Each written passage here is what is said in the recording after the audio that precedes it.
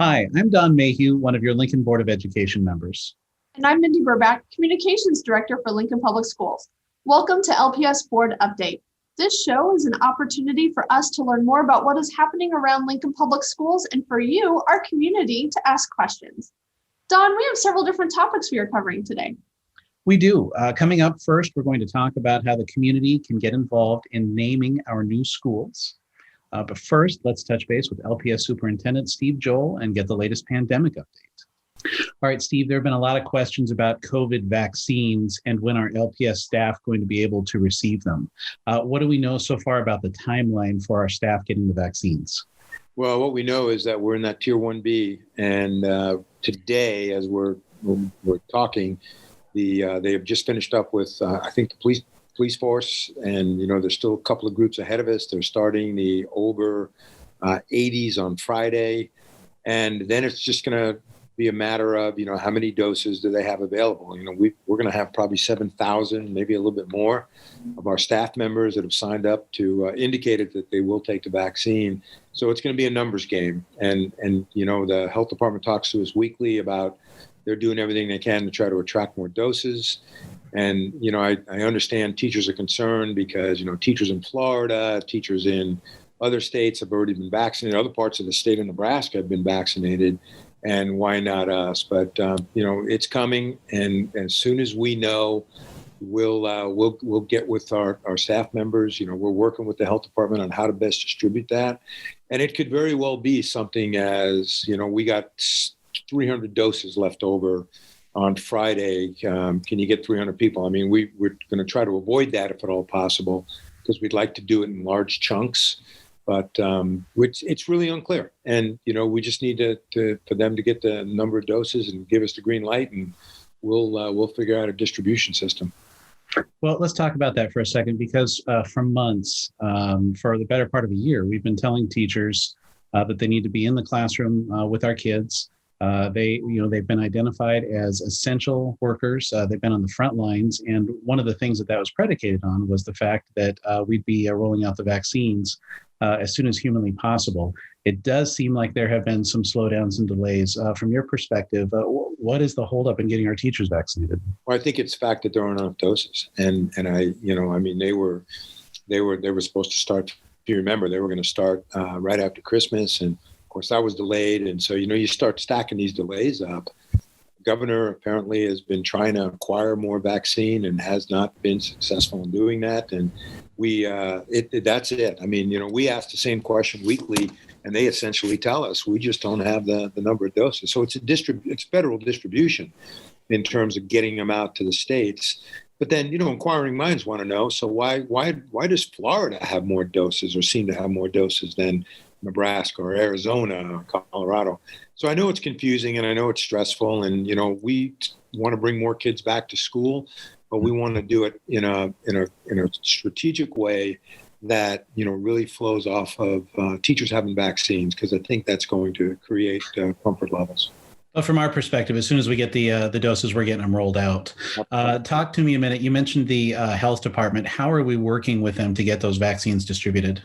Yeah, well, we're in planning phase with them right now, and we're trying to find the best logistical way when we get the call that there's 1,000 vaccines, who gets the vaccine. So we're working on that. That's going to be a few weeks off before we get that call. I know Dr. Weber has been looking at a lot of different scenarios. We've toyed with the oldest first and underlying health, but it's really going to be a little bit more pinpointed than that. It might be by school, it might be by level. We'll work with them, but I fear, because Grand Island just went through this, you get the phone call 2-3 hours before saying we got 300 doses. We don't want them to go to waste. Can you find us 300 staff members? That's going to be difficult. So that's kind of where we are. They've been great to work with. Once a week we talk to them for an hour, and they understand the concern. They're getting emails too from teachers wanting to know, why have we not been vaccinated? So Sure. Kind of a frustrating time, but we'll get there. What about vaccines for students? What do we know about that? I think what we might see is this summer, perhaps high school kids, 16 and over, might be eligible. At least that's kind of what we're hearing. But it's going to be a while before elementary students and up through middle school students get vaccinated, which means And I almost dread saying this because we're getting a lot of emails about take masks off kids. We're in green as a state. I just don't envision us not having masks on when we come back, because the virus is still going to be around, because we won't have herd immunity and students will have not been inoculated. So, yeah, it's just, people want to wake up tomorrow morning, Don, and they just want to declare this over. And, that's just not going to be the case for a while. So you mentioned that. Let's drill down into that a little bit. Once we get our staff and students vaccinated, what are the changes going to be to our COVID protocols? Well, once we get, we're doing some testing next week with Department of Health and Human Services, their public health arm. Each one of our high schools, we're going to have volunteers. Dr. Rauner, your colleague and, really a public health specialist, has indicated that, before we open up our schools to more kids, what we need to do is make sure that we're not having the asymptomatic spread that public health people fear. And that testing will give us that information. So I think once, that happens, we start the vaccination process, we want to bring more of our students back. We just invited seniors back this week, Monday. Disappointed the number of seniors that took us up on it. But, we also have been told again, anecdotally, that these seniors have really written off their senior year, right? They're doing what they have to do to get done, graduate. They've begun to move on. And there's probably a small percentage of them, or maybe it's a large percentage of them that really like the 2 days at home and 3 days in school. And, they do Zoom in their pajamas, and that's pretty comfortable for them. So we might be looking at another grade level as we get the data from the testing and the vaccines in the arms of the teachers. And we want to get that announced as quickly as possible. Parents are really getting frustrated. They want their kids off remote, Sure they are. Back into in-person. Virtually since the beginning, Dr. Rauner and many other healthcare professionals have been talking about the need for more testing.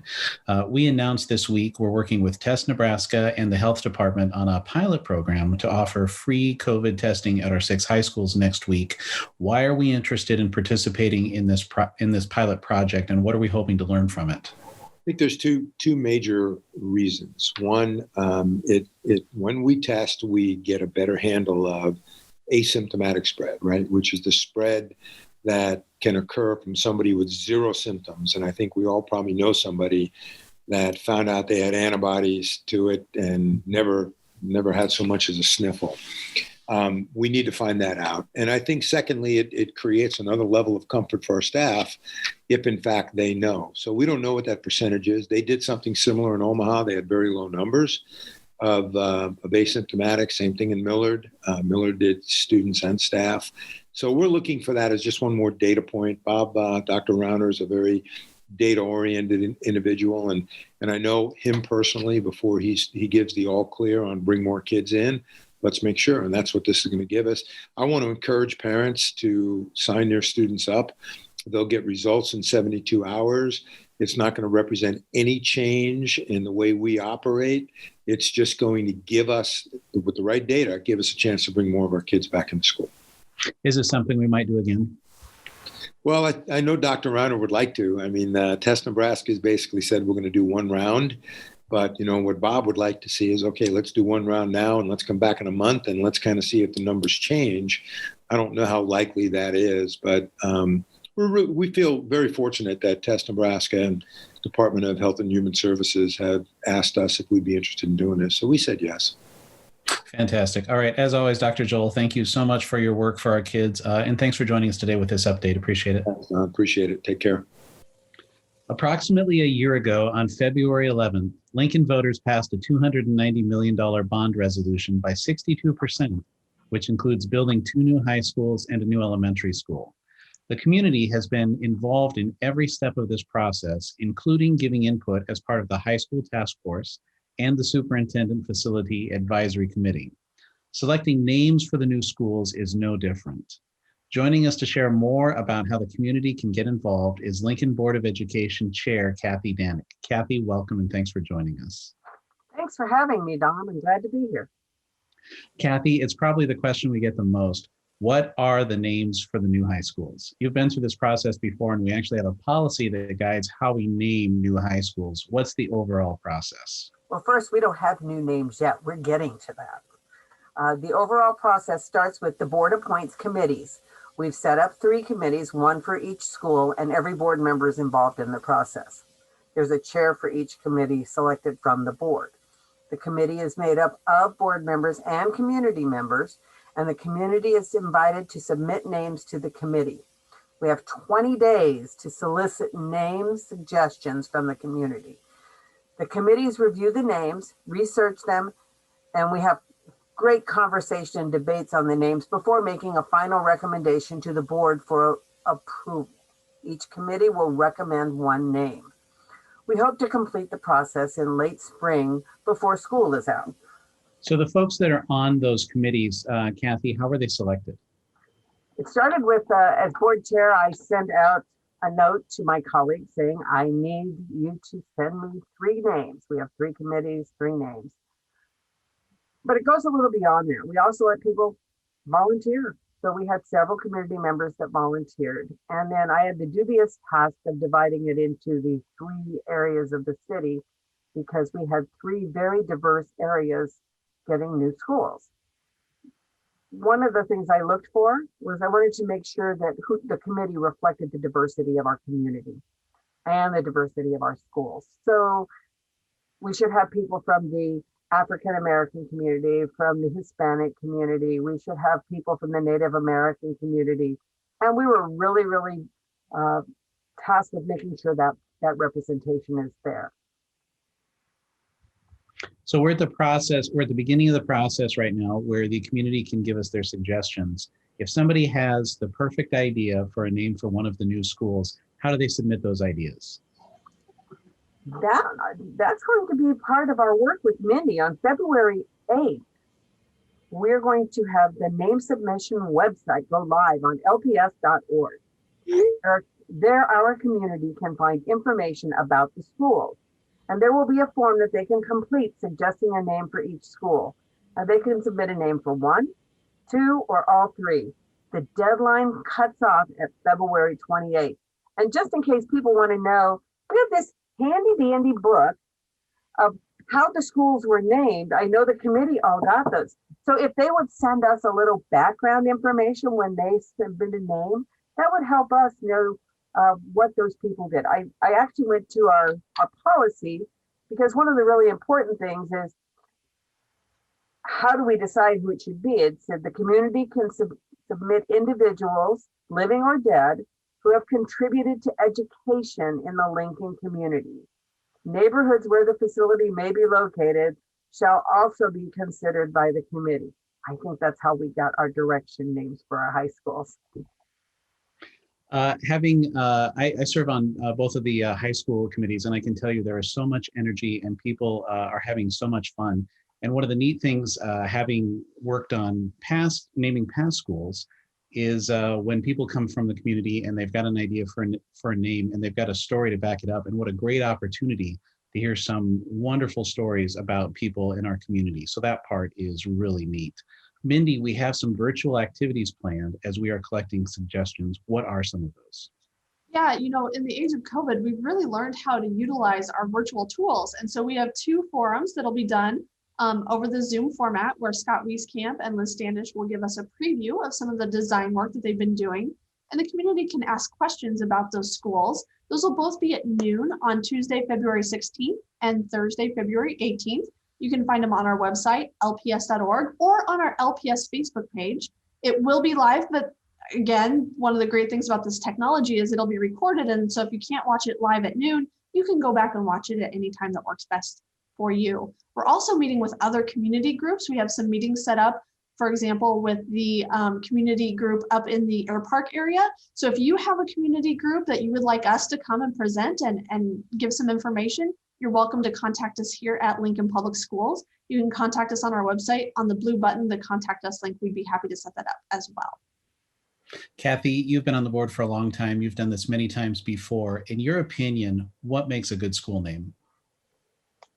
I really like having someone linked to our community, but especially to our teaching or administrative contributions to our district. I'll give a couple good examples. The Adams Elementary was named for Colonel Paul Adams, and he was alive at the time.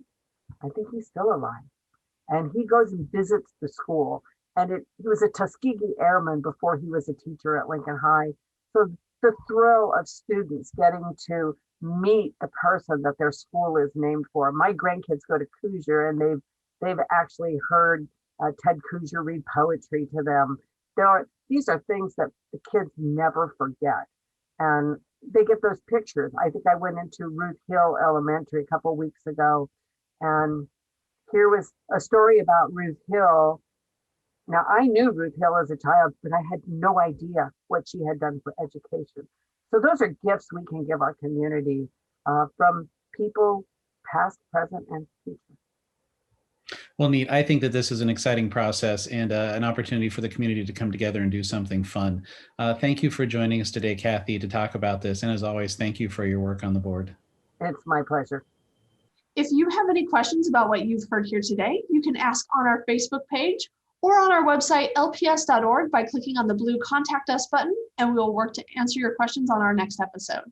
Also, please join us for LPS Live Board Preview on Facebook, Tuesday, February 8th at 5 p.m. before our regular Board of Education meeting. You can find the agenda for our board meeting on our website. Thanks again for joining us today.